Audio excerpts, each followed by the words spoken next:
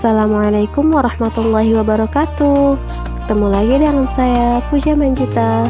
Baik, untuk pembahasan kali ini kita akan membahas materi yakni peradaban Islam pada masa modern. Baik, untuk pembahasan di materi ini kita akan membahas tentang tokoh-tokoh Islam pada masa modern.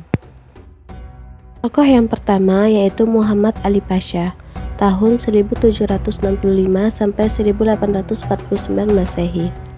Nama lengkapnya adalah Muhammad Ali Pasha atau dikenal dengan Pasha atau Muhammad Ali. Pasha adalah pelopor kebangkitan Islam di Mesir yang lahir pada bulan Januari 1765 Masehi di Kawala, bagian utara Yunani. Pasha termasuk anak yang cerdas, pemberani, dan gigih dalam bekerja.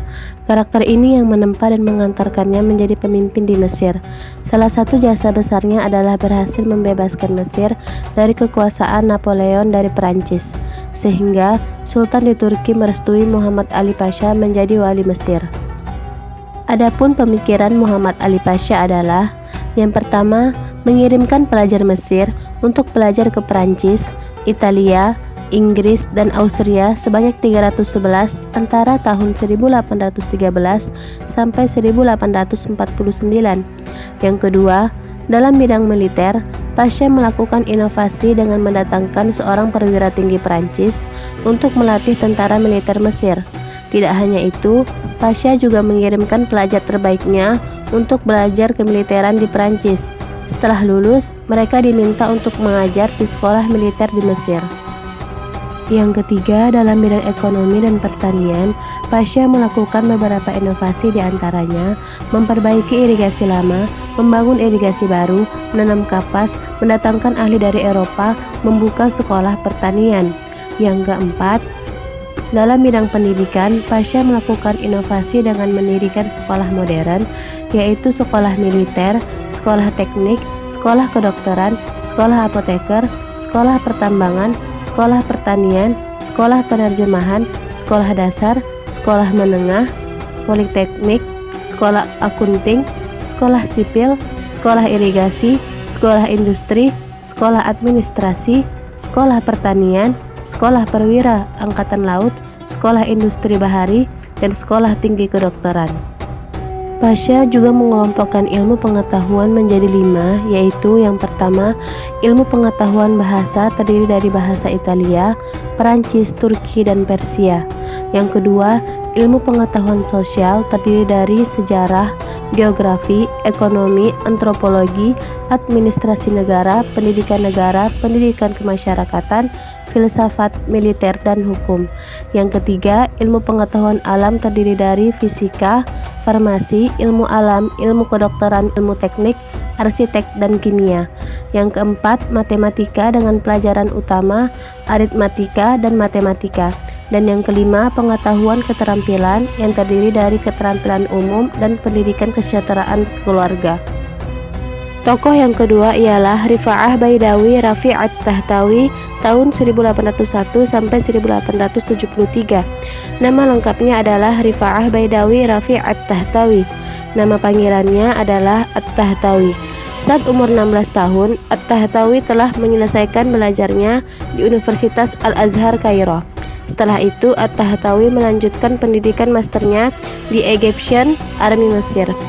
Kemudian, ia belajar selama 5 tahun di Perancis. Selama di Perancis, At-Tahtawi menerjemahkan 12 buku dan risalah. Pokok-pokok pemikiran At-Tahtawi dibagi menjadi beberapa bidang, yaitu yang pertama, bidang pendidikan meliputi 2 hal, yaitu pendidikan harus universal dan emansipasi wanita.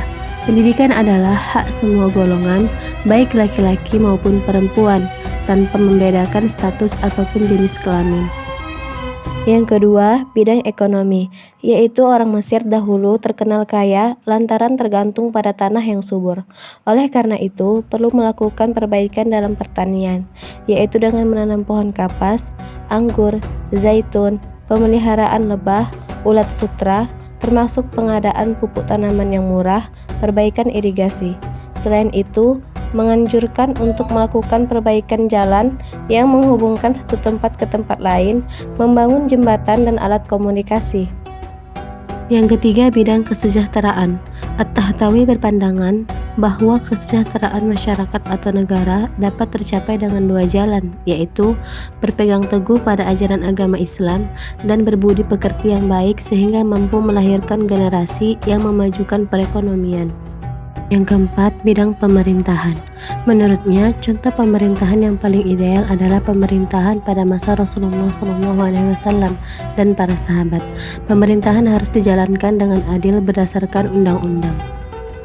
Yang kelima, dalam cinta tanah air atau patriotisme. At-Tahtawi berpandangan bahwa tanah air adalah tanah tumpah darah seseorang, bukan seluruh dunia Islam. Dengan patriotisme ini, At-Tahtawi berpendapat bahwa selain adanya persaudaraan seagama, juga ada persaudaraan setanah air. Yang keenam, dalam berijtihad, menurut At-Tahtawi bahwa ijtihad masih terbuka bagi umat Islam. Ijtihad harus dilakukan oleh para ulama yang memenuhi syarat. Konsep ijtihadnya ditulis dalam kitabnya Al-Qaul As-Sadid fil Ijtihad wa Taqlid. Dan yang terakhir, bidang sains modern. Menurutnya antara sains dan pemikiran rasional tidak bertentangan dengan syariat Islam. Baiklah, cukup sekian pembahasan materi dari saya. Semoga bermanfaat bagi kita semua. Kurang lebihnya saya mohon maaf. Saya akhiri dengan Assalamualaikum warahmatullahi wabarakatuh.